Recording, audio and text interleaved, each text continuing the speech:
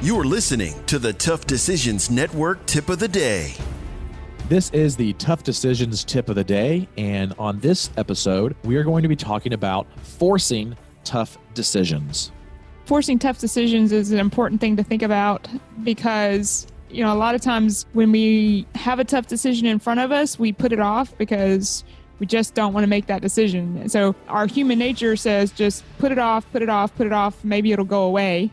Most cases, the tough decision is not going away. You're still going to have to deal with it. So it's better just to deal with it head on and make the decision. And a lot of times these tough decisions that are delayed are related to people. They're people decisions that you have to make, whether it be, letting somebody go or maybe even, promoting somebody or giving them a raise and things like that. And so the best way to try to make those decisions is to make them swiftly. And in order to make them swiftly, you have to dedicate some time to gathering the information about that particular topic that you're trying to make the decision on. And then when you gather the information about that tough decision, you need to be able to make the decision. And when you make that decision, you have to make it.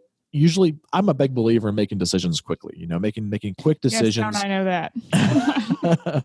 So I guess it's one of those things that I'm known for is making quick decisions, but it's also, good to have all the information before you make those decisions. And the problem that most people get into is they don't think that they have all the information, so they don't make the decision. But you need to gather as much information as possible, make the decision, and then when you're working in a team environment, you have to be able to communicate that decision that you made with your team so that you can do the fourth step. And that fourth step is probably the most important, which is moving on. Because a lot of times you can hold back your team by not actually making a decision. Yes, impeding your progress, holding people back because they're sitting there. We've found that most people are looking for leadership. They're looking for somebody to make that decision so they can follow and move on. And when you're that person in that position, they're waiting a lot of times for that leadership and that decision to be made so that then they can move on. There does have to definitely be a balance between making sure you've got all the information you need to make the decision. But once you do, then it has to be made and you have to lead everybody forward. When you have a lack of making these decisions, it's also a time where your staff will sometimes question your leadership and question your authority. Sure.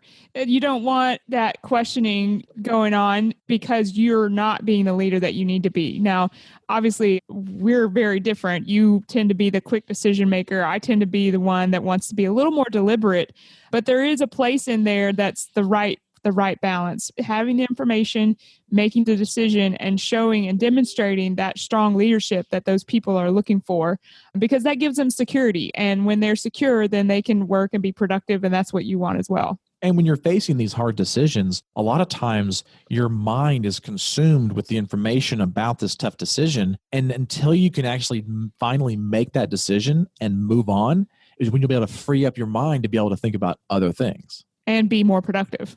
Exactly. Right? And not just you be more productive, but your team. Because if you're thinking about this tough decision, chances are a lot of people on your team are as well. And it's wasting a lot of time. And as you know, time is money. It's wasting their time, and time is money. And the reason it's wasteful for them is because they're not in the position to make that decision. They're just waiting so that they know how to act going forward. So definitely getting the information and then making that decision and moving on. And I think we both agree that probably the hardest decisions we've both made have involved people. And so that's a big thing in leading your staff, moving on, whether it's after you've had to, let someone go, or after it's, putting someone in a new position. How do we act going forward? Putting that person in a new position and then giving them the authority to act. Those are all important parts of moving on. And I read something recently that said that the majority of executives and managers say that their superiors do not deal with tough decisions right away.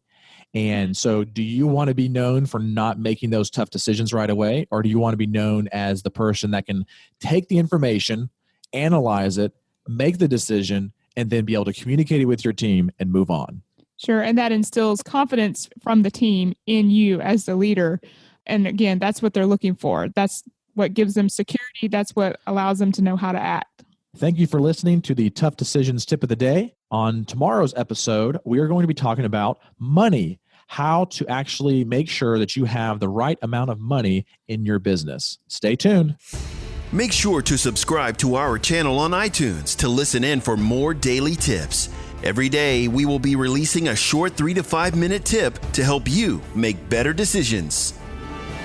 Help us spread the word about the Tough Decisions podcast with your friends, and also take time right now to subscribe and leave a review on iTunes, Facebook, or your favorite platform. You've been listening to the Tough Decisions Show.